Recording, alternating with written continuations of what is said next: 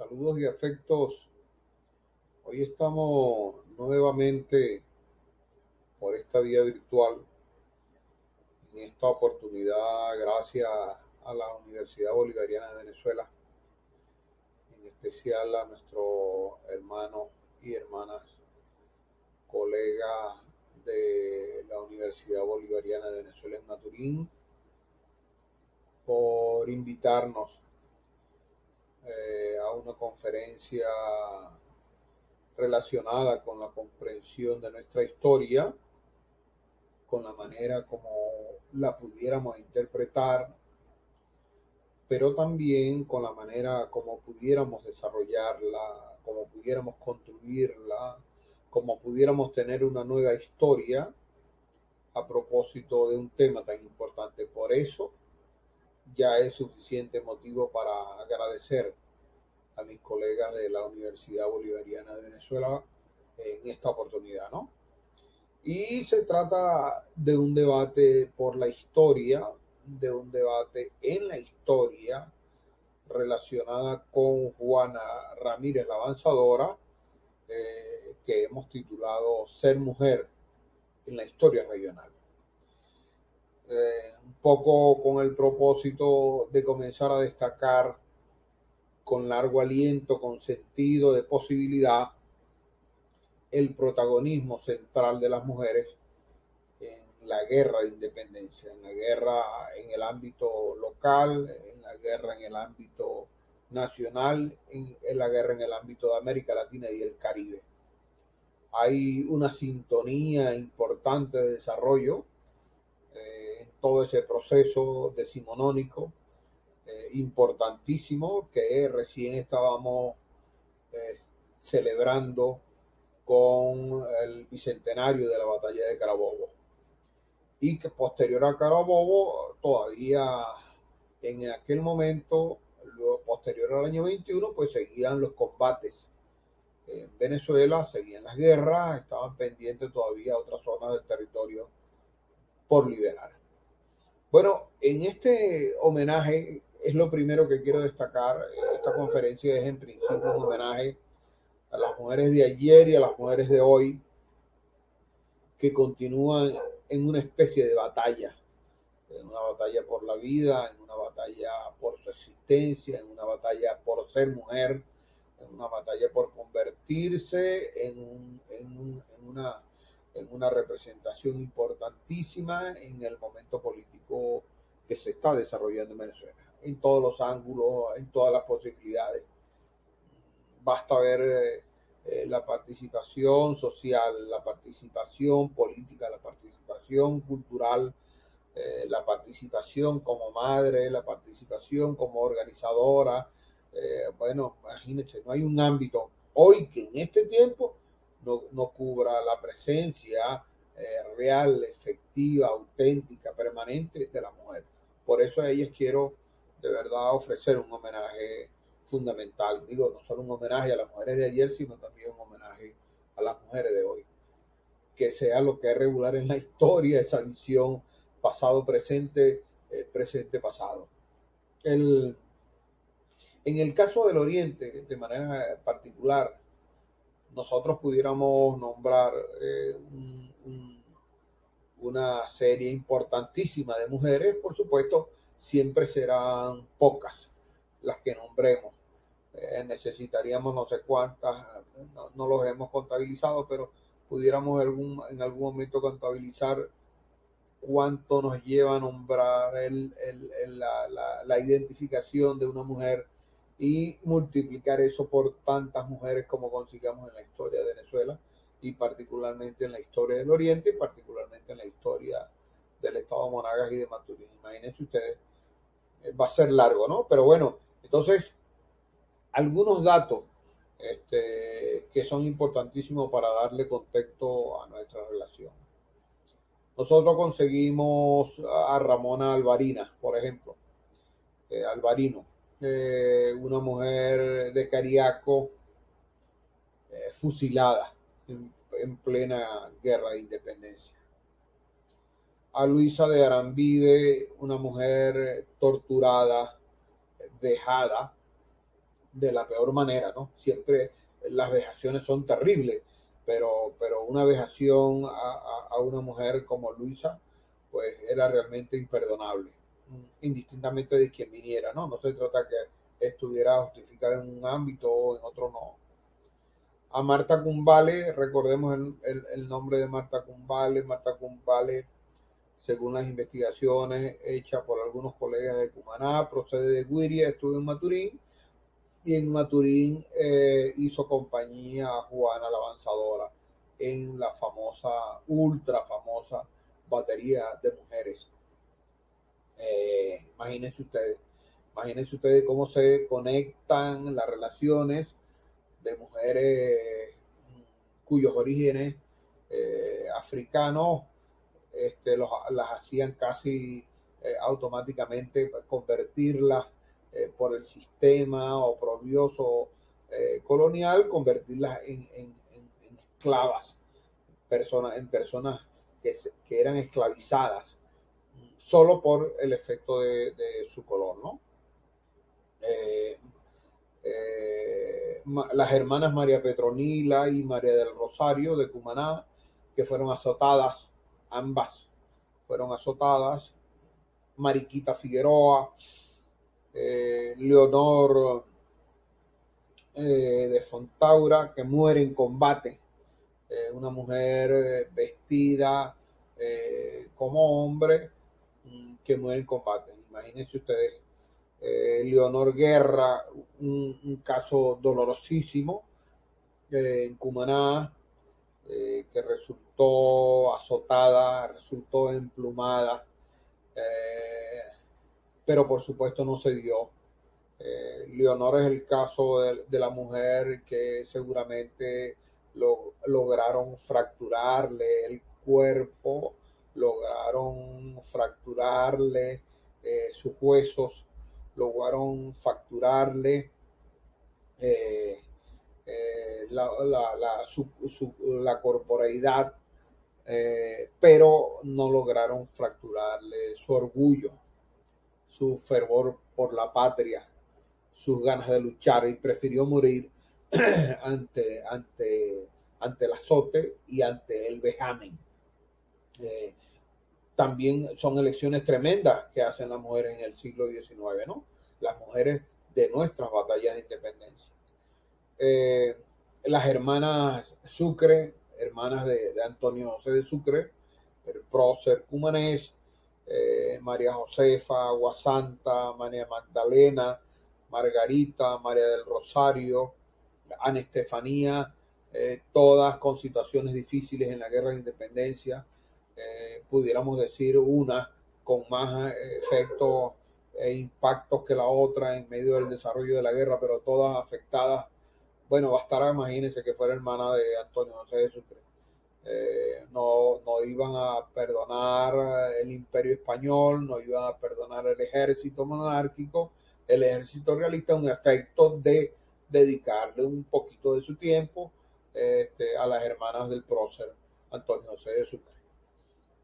Concepción Mariño, súper recordada en el oriente de Venezuela, súper recordada en Venezuela, súper recordada en América Latina, Carmen Mercier, etcétera, entre otras, una lista bastante larga, ¿no? Estoy solo, calentando esta primera parte a propósito de nombramientos tan importantes, de mujeres que fueron, recordemos, que fueron fusiladas, fueron torturadas, fueron vejadas, fueron heridas, fueron muertas en combate, etcétera, ¿no?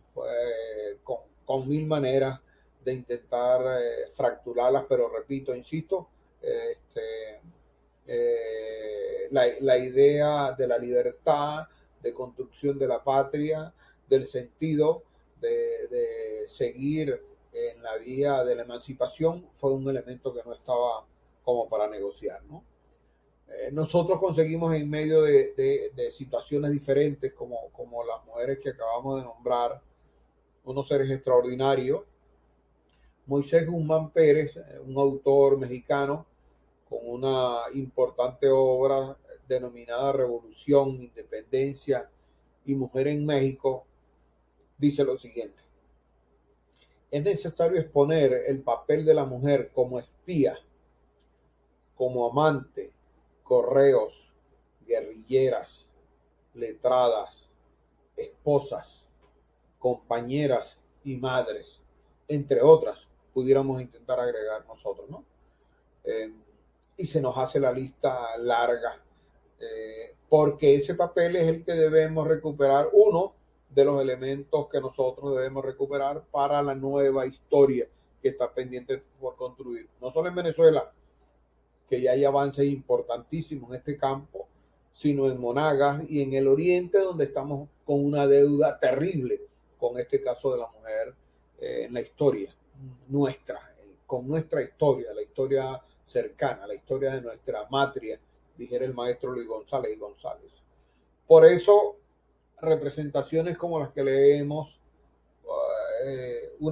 traer una cita como la de el maestro Guzmán Pérez, a propósito de guerra, de México, no quedan dudas en señalar que hoy es innegable el papel de la mujer en la guerra por la independencia. ¿Por qué le señalo esto? Porque desde el mismo momento en que se comenzó a producir información relacionada con la guerra de independencia en Venezuela, y con la guerra de independencia en el Oriente, con la guerra de independencia en la ciudad de Maturín, hasta el presente, nosotros asistimos a un sospechoso silencio sobre la presencia de la mujer en la historia. Tenemos historias donde no hay mujeres, donde hemos tenido una ausencia total, una ausencia absoluta del papel de la mujer. Aparece en las estadísticas porque no queda más remedio cuando se hacen estadísticas de hombres y de mujeres. Pero hasta allí, fuera de eso no hay ningún otro papel. ¿Por qué razón? Porque hemos conseguido que la historiografía voluminosa, de mayor efecto en el alcance de la distribución, en el alcance escolar y universitario, ha sido la historia del soldado, con todo lo que los efectos de la guerra implican. Ha sido la historia del guerrero, ha sido la historia del varón, del hombre, desapareciendo completamente el papel de la mujer. No desaparecido, digo, lo desaparecen. No es que, porque no es que la mujer pareciera que no esté en la historia, está, pero es desaparecido de manera intencional. Entonces nosotros acudimos a una tristísima idea, a una tristísima conclusión, que nos señala que historiadores, escúchese bien, e historiadoras hacen exclusión de la mujer en la historia. Pudieran acudir a explicaciones. Decir, bueno, Peñalver, pero es que no hay datos suficientes. Es que la información no apareció. Es que los archivos parece que no están completos. Y todas cosas como esas no pasan de ser excusas imperdonables. Y en algunos casos, excusas que llegan profesionalmente a lo ridículo. Cuando lo que hay en el fondo es un proceso de invisibilización de la mujer. Lo triste es que ocurre en un acto hecho por hombres historiadores y por mujeres historiadoras. Hasta reciente, hombres historiadores que han hecho planteamientos extraordinarios, investigaciones de primera, mujeres maravillosas, historiadoras, que han dedicado un papel fenomenal a colocar el papel de la mujer, el significado de la mujer en la historia y particularmente en la guerra de independencia, y cada vez eso es más frecuente. Hasta hace poco. Hasta hace poco parece que eso no era un tema realmente importante. De hace un tiempo para acá, eso se ha convertido realmente en un tema extraordinario que ya es imposible no jugar, ¿no? Aquí hay algo que se intentaba en torno a la invisibilización de la mujer, pero que ya no es posible. Y se trata de hoy, en esta nueva historia de la que nosotros alentamos la posibilidad de una construcción distinta, a que todas y todos deben ser nombrados y deben ser nombradas. No hay excusa para nombrar a uno y a otros no. No hay excusa para desaparecer a unas y a otras. No hay excusa para que unos aparezcan sobreactuados, sobredimensionados, exageradamente colocados, y otros u otras no aparezcan en la historia. Entonces tenemos el criterio medio extraño, medio raro, medio sospechoso en torno a lo que son los hechos históricos. ¿Por qué ocurre esto? ¿Y por qué lo digo? Perdón. Porque en el caso de la mujer, por supuesto también en el caso del hombre, pero nos estamos refiriendo hoy al caso de la mujer se involucra en la guerra de independencia de una manera militante.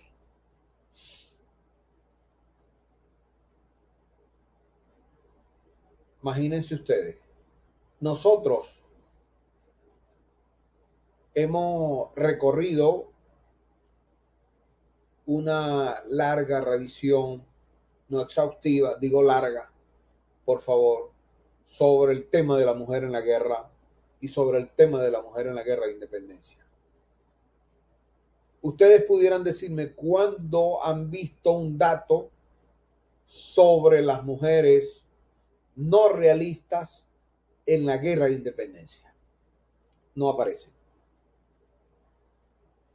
Y así como nosotros tenemos mujeres venezolanas,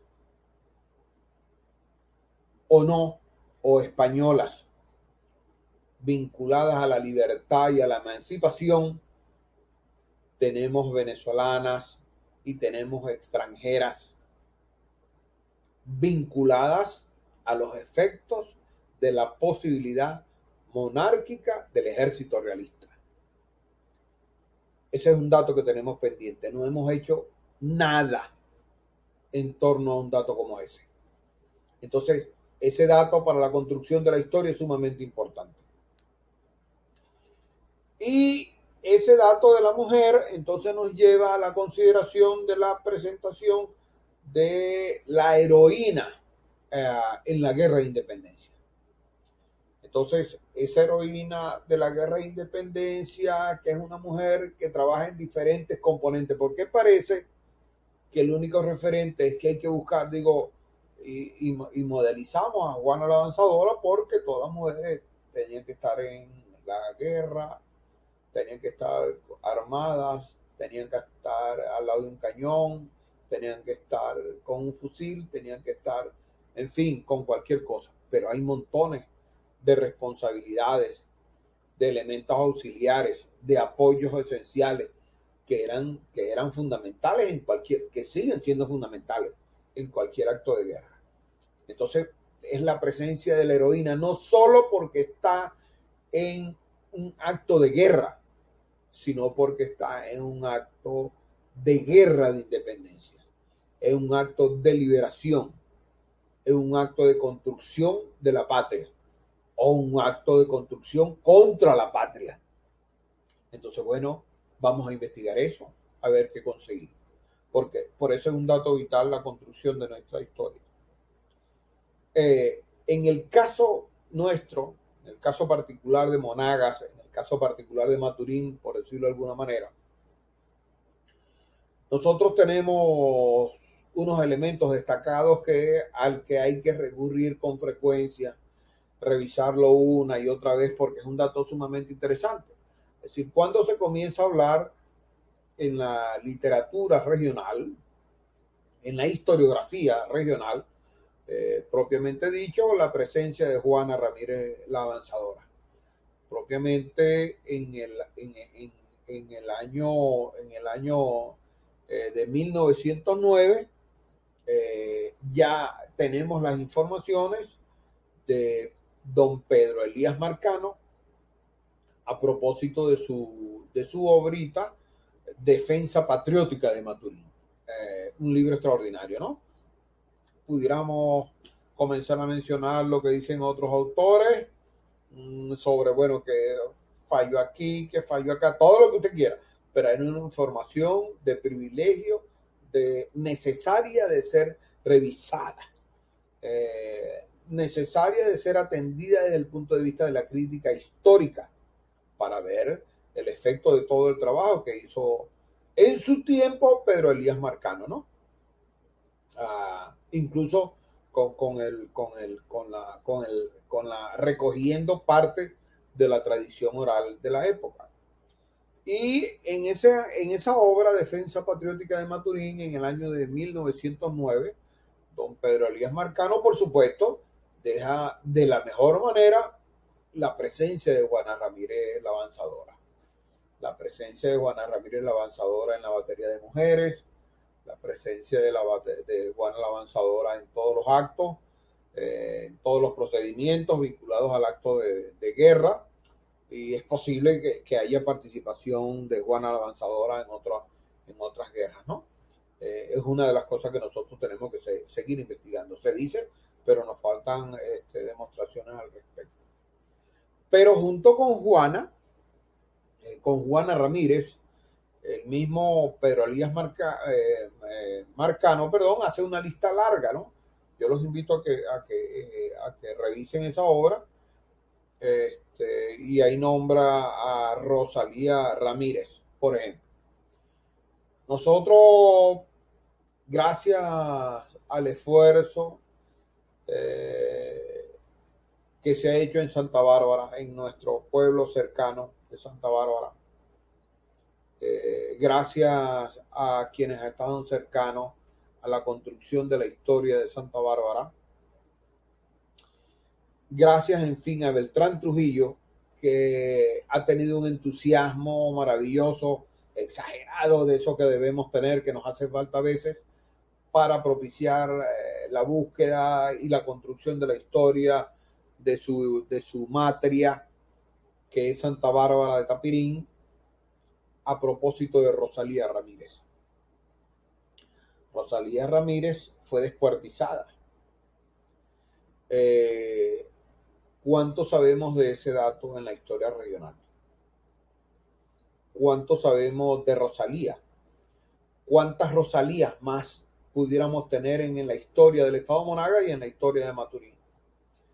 Menciona también don Pedro Elías a Juanita Ramírez, muerta de un balazo en la tercera batalla de Maturín,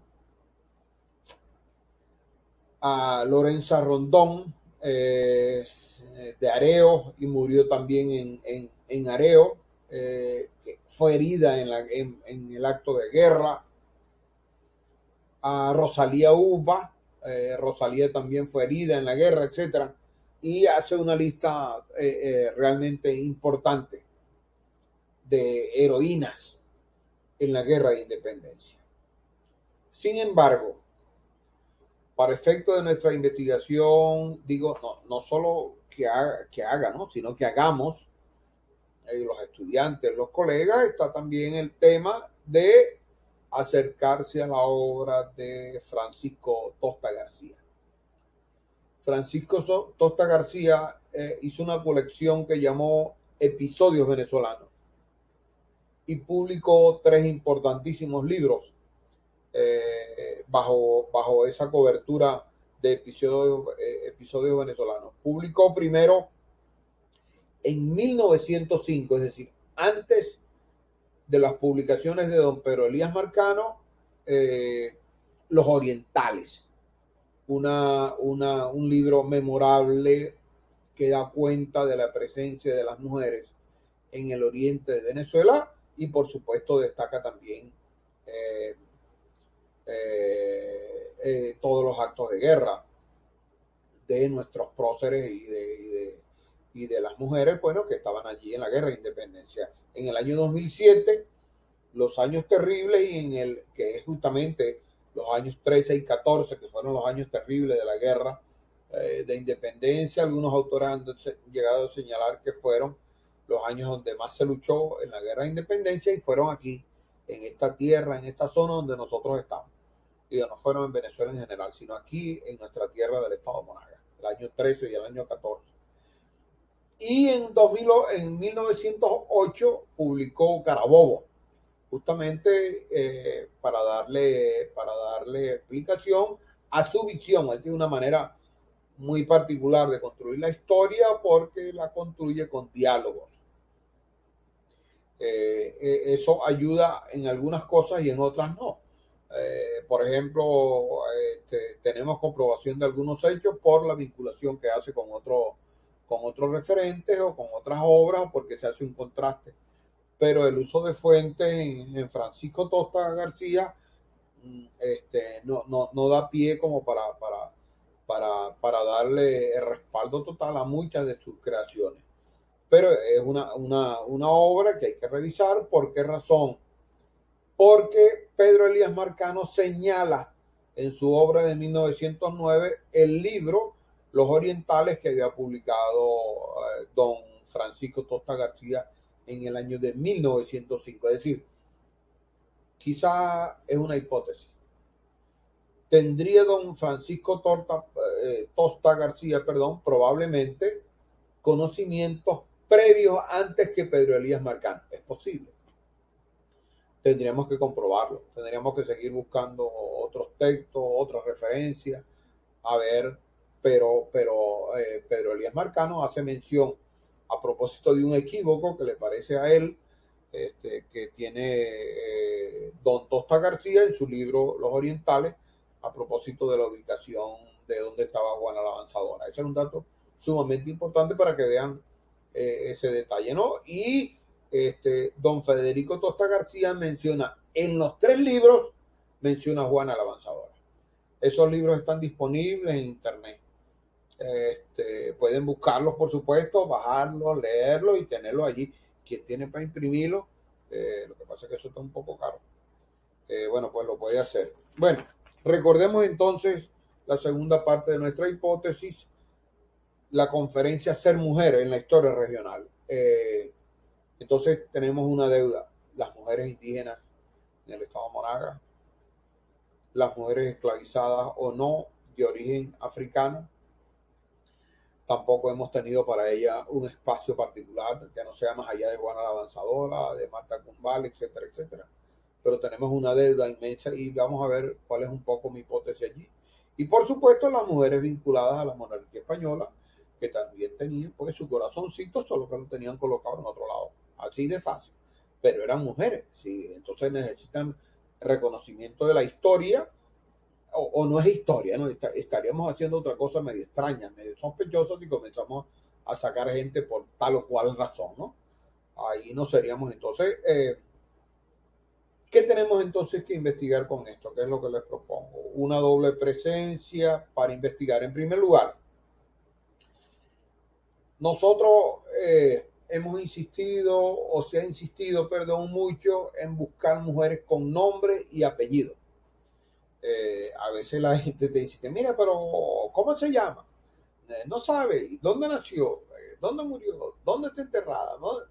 Casi que le piden a uno, tráigamela y pónmela aquí. Bueno, así no funciona siempre, ¿no?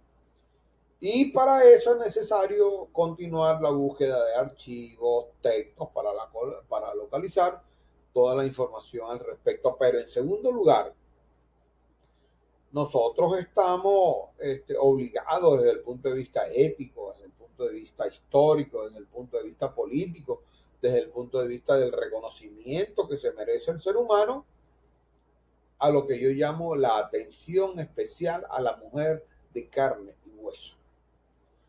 ¿Por qué? Porque nosotros tenemos, por ejemplo, el caso de las troperas, que no tenemos nombres ni tenemos apellidos. ¿Qué hacemos? No las investigamos. porque no tenemos nombres y no tenemos apellidos. Hemos también, en una historia, en una construcción extraña de la historia, buscando la presencia del nombre, como la presencia del héroe, como la presencia de la fecha de la fundación. Entonces estamos atados a ciertos recurrentes en la historia. Y sobre eso les invito a leer el texto un texto muy breve de la colega Patricia Proxel, que se llama Heroínas, Matronas y Troperas.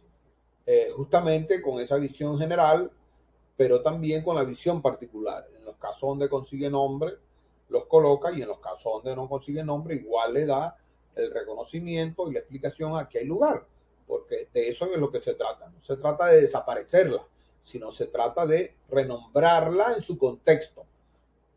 No siempre vamos a conseguir nombres, señores y señores. No siempre vamos a conseguir.